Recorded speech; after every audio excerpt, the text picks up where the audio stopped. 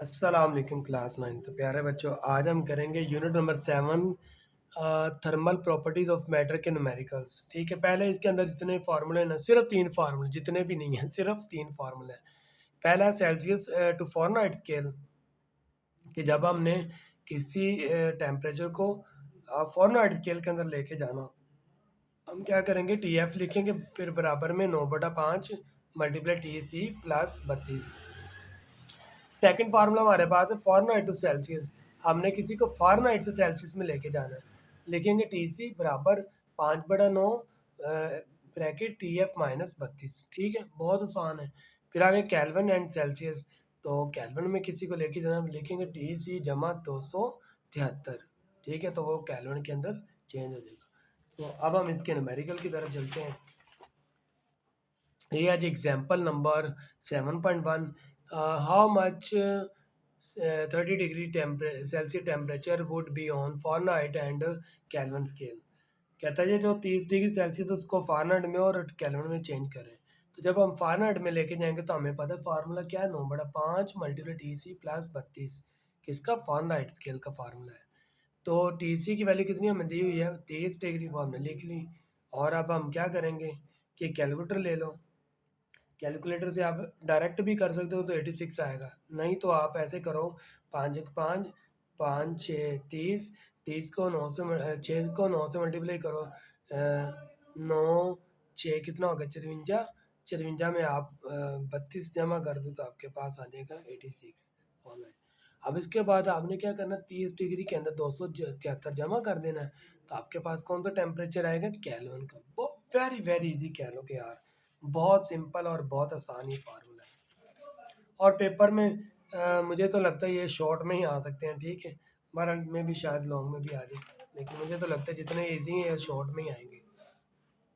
अब है जी, हमारे पास न्यूमेरिकल आ गए यूनिट नंबर 7 के। Numerical number 7.1, temperature of a normal human body on Fahrenheit scale is 98.6 Fahrenheit, convert into Celsius and kelvin. तो उसने हमें बताया कि ये फारेनहाइट के अंदर इसका ये टेम्परेचर है, हमने इसको लेके जाना है सेल्सियस में और केल्विन में। तो जब सेल्सियस में लेके जाना तो सेल्सियस का फार्मूला लगाना है, क्या है, 5/9 ब्रैकेट टी एफ माइनस 32। ठीक है, और जो फारेनहाइट जो ये हम सेल्सियस में लेके जा रहे हैं ना, अगर अगर आपने दूसरा जो फार्मूला वो है फ़ारेनहाइट का, जब फ़ारेनहाइट में लेके जाना हो तो 5/9 मल्टीप्लाई टी सी प्लस 32। ठीक है, ये आपने बस 2 फार्मूले याद रखने हैं। अभी के लिए आपने बस इस फार्मूले को याद रखें कि जब बाहर सी पड़ा होगा ना, टी सी पड़ा होगा तो अंदर -32 होगा। ठीक है, इसको याद रखना है।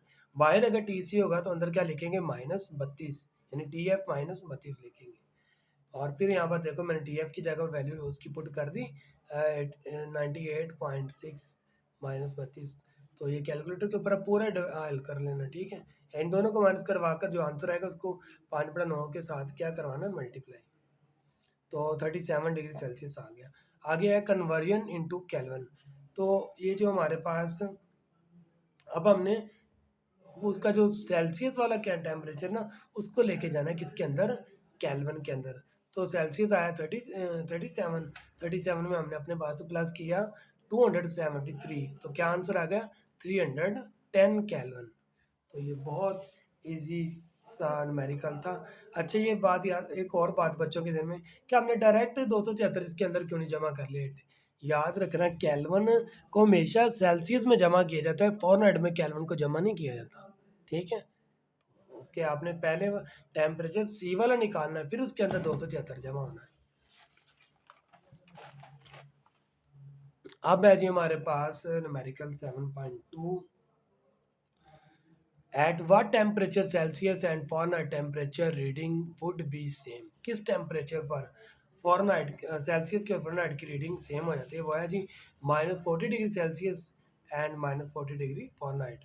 This is only temperature at which both scales intersect and show the same value. आगे 7.3 है, convert 5 Fahrenheit scale degree, Fahrenheit degree 5 Fahrenheit degree into Celsius and kelvin.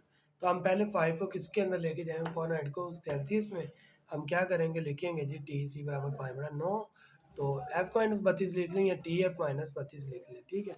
तो टी एफ की वैल्यू आ गई 5, पुट कर दी 5, 32 में से 5 निकलेगा तो माइनस बचेगा 27, और उसको मल्टीप्लाई करेंगे 5/9 के साथ, तो हमारे पास आंसर आएगा -15 degree Celsius. Now conversion into the kelvin. अब इस -15 को इसके अंदर जमा करेंगे 273, तो आंसर आएगा 258 केल्विन। अब 7.4 है। What is equivalent temperature of 25 degree Celsius on Fahrenheit and Kelvin scale? In Fahrenheit scale TC is equal to 5/9 into TF-32। Fahrenheit के अंदर हम ऐसे लेके जाएंगे ना, तो हमें ये जो उसने पहले ही बताया हुआ है, क्या कह रहा है कि आपने इक्वलेंट टेम्परेचर फाइंड करना। जब इक्वलेंट टेम्परेचर फाइंड करना हो ना, तो फिर आपने देखना है कि आपको वैल्यू किसकी दी गई है। वैल्यू तो दी गई है डिग्री सेल्सियस की, तो आपने TC वाला फार्मूला लगाना, ठीक है। TC का यहाँ पर पुट कर दी, TF की वैल्यू तो हमने फाइंड करनी है, ठीक है। और उसके बाद यहाँ पर देखो, हमने यहाँ पर इसकी TC की वैल्यू पुट कर दी। अब यहाँ से हम क्या करेंगे, पहले 9 के साइड पर मल्टीप्लाई करेंगे क्योंकि 9 यहाँ बटे में है, फिर 5 इधर आके डिवाइड हो जाएगा, फिर इन तीनों को हमने मल्टीप्लाई और डिवाइड करवाया तो आंसर आ गया 45। और ये माइनस का 32 जब इस साइड पर आएगा तो, सॉरी मैं दोबारा से एक दफ़ा बयान कर दूँ, इन तीनों को जब हमने मल्टीप्लाई और डिवाइड करवाया तो क्या आंसर आया 45। फिर इस साइड पर ये जो -32 है, ये जब इस साइड पर आएगा, ठीक है, तो ये जमा हो जाएगा। 45 में 32 जमा करेंगे तो 77, और साथ में अब दूसरी साइड पर क्या रहेगा, TF यानी फॉरेनहाइट स्केल टेम्परेचर रह गया। सो ये वेरी इजी न्यूमेरिकल था। अब आ गया 5।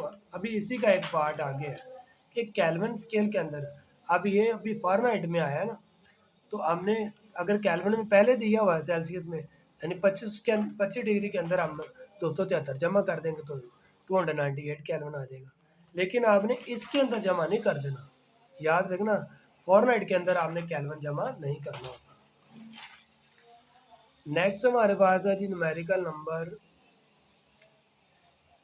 7.5, ice and steam points on the ungraduated thermometer are found to be 192 millimeter apart. What temperature will be on Celsius scale if the length of mercury thread is at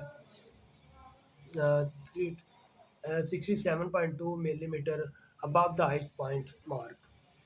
तो इसके लिए आपने भाई एक formula याद रखना है कि temperature is equal to L-L0 और L100 माइनस L0, ठीक है, और मल्टीप्लाइड 100। अब ये मैं आपको बताता हूँ यहाँ पर L से क्या मतलब है। L का मतलब है current length of the mercury thread या मर्करी कॉलम, ठीक है, फ्रॉम द आइस पॉइंट। तो वो L की जगह पर हम क्या पुट करेंगे कि 67.2 मिलीमीटर। नेक्स्ट हम देखेंगे कि यहाँ पर ये जो L0, या फिर इसको आप इस तरह भी ले सकते हैं कि यहाँ पर नीचे इसको मेरे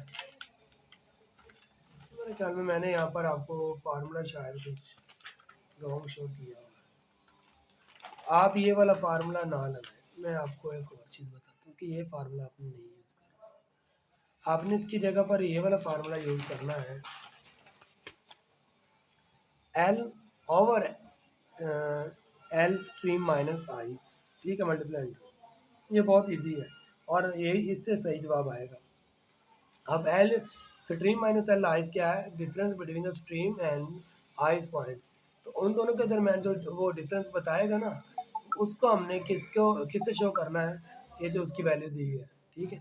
अब L की वैल्यू इसने आपको बताई है 67.2, और मिलीमीटर की जगह पर AKM की जगह पर हमने क्या उसको बदल दिया है, जैसे कि इसको मैं बदलूंगा 192 मल्टीप्लाई 10⁻³ मिलीमीटर, ठीक है।